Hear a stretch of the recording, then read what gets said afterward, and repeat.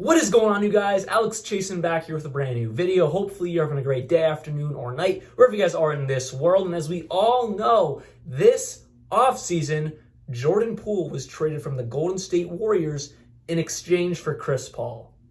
This is one of the most confusing moves, in my opinion, in this entire offseason.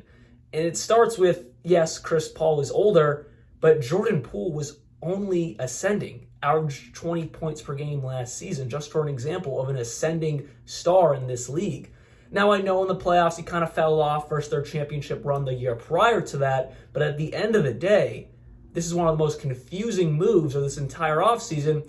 And as the season is approaching very, very soon, training camp starts at the end of the month. It is now September. Everyone wake up. NBA training camp starts at the end of September, early October. It's coming up, baby. The NBA season is almost here. So I want to dive into the specifics of what the Golden State Warriors are going to look like this season. And if I'm a Warriors fan, or as an outsider like I am looking in, I'd be a little concerned. Yes, of course, moving Jordan Poole was the biggest piece of this entire offseason for the Golden State Warriors, but let's not forget, they lost Donte DiVincenzo in free agency, a fantastic perimeter defender, a great corner three-point specialist. He walked and decided to pair back up with his Villanova boys in Brunson and Josh Hart in New York City with the Knicks, so he's gone.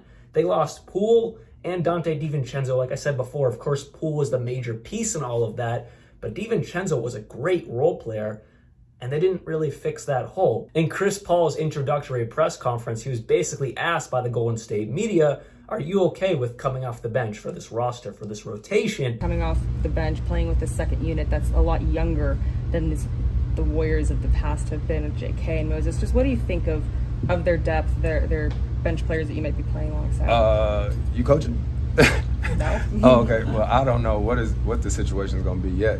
You know what I mean? So I think that'll be for us to figure out once we get going. Chris Paul, at this point in your career, are you still a starting point guard?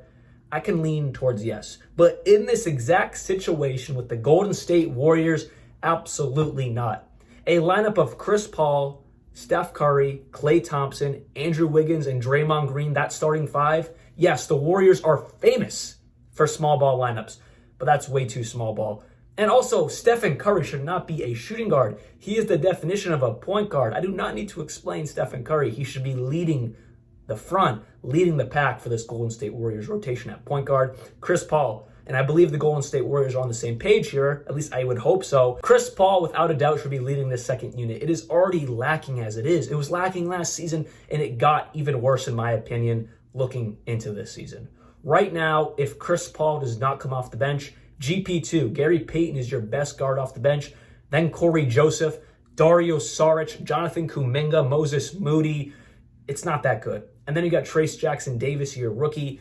This bench unit is not atrocious because I believe in Jonathan Kuminga. He hasn't shown yet what I believe he can be. He's had flashes of it, but I still don't have full belief where, oh my God, I'm excited about this bench. Now, if Kuminga can finally explode and really prove what we all think he is. That's why I believe the Warriors have kept him, because of the chance he could be that next Draymond Green presence with way better offensive capabilities.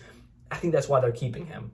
But Moses Moody, he's been solid, but GP2, great defender, offensively not great, but then it really drops off. Corey Joseph, come on. Dario Saric, come on. I said this when the trade went down over the summer. I understand the premise of bringing in Chris Paul to be that veteran leader. Draymond Green even said himself on Paul George's podcast, great podcast, by the way, I highly recommend it if you haven't listened to it already. He said, that being Draymond Green, oh, I'm excited to have Chris Paul. He's going to teach me how to be a better leader. That's something I need to be more aware of with the young guys in this league. It's too late for that, Draymond. You are on the tail end of your career. Chris Paul is even more in the tail end of his career. What do you need that for now? Because on a rotational and roster base, you got worse. You traded away a 20-point-per-game scorer. You can say whatever the heck you want about Jordan Poole. He is going to crush it and explode in his new situation with the Washington Wizards. Back 3, 4, even 5 years ago when Stephen Curry was hitting his 30s, Klay Thompson was getting older, Draymond Green was getting older, Kevin Durant was getting older, and then eventually left to go to Brooklyn. Back around that time period, the Warriors were like, yes, We want to build for a championship now, but we want to have young guys in this process who can also take over the legacy of Curry, Clay, Dre, Durant, whatever you want to say, take over that legacy and still be able to compete for something once they get older and ultimately retire. That's why they drafted Jordan Poole. That's why they drafted Wiseman, Kuminga, Moody, guys they believed in, and one of them blew up. That being Jordan Poole, and I believe they still have hope for Jonathan Kuminga and Moody. That's why they're still on the roster. I believe they gave up on Wiseman a little too soon, but I completely understand it. You didn't really want that big man, didn't really fit the way the Warriors play, especially Steve Kerr, how he likes to run things with the small ball lineup. I understand getting rid of Wiseman. I believe it was early, but I can kind of get it. But this trade here, I don't think this helps your championship hopes. Your window was already small, but you won the championship a few years ago against the Boston Celtics. And what did you have on that roster? Yes, you had the young guys that you drafted with Poole, with Kuminga, Moody, and Wiseman. You had those guys for the championship. And you still won. So I believe this makes their window, it was already small because they were getting older, but I believe this makes their window even smaller with bringing in Chris Paul, who, yes, I'm not going to go on the whole point, the whole evaluation of he's never won a championship. That doesn't matter.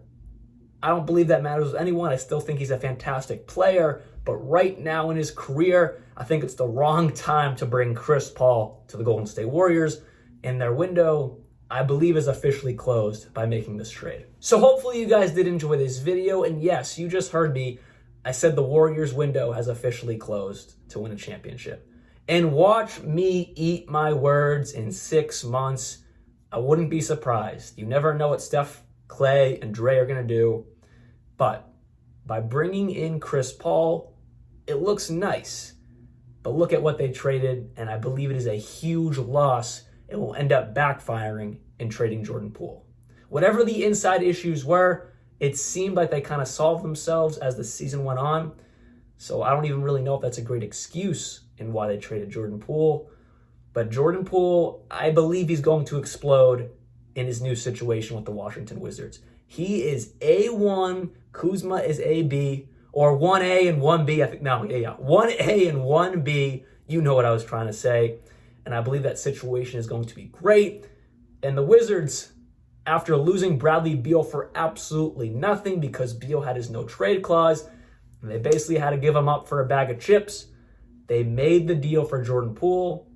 And in a matter of weeks, their future looked a lot brighter. So hopefully you guys did enjoy this video. I'll be back very, very soon with more NBA content. And the season is almost here, baby. Like always, peace out.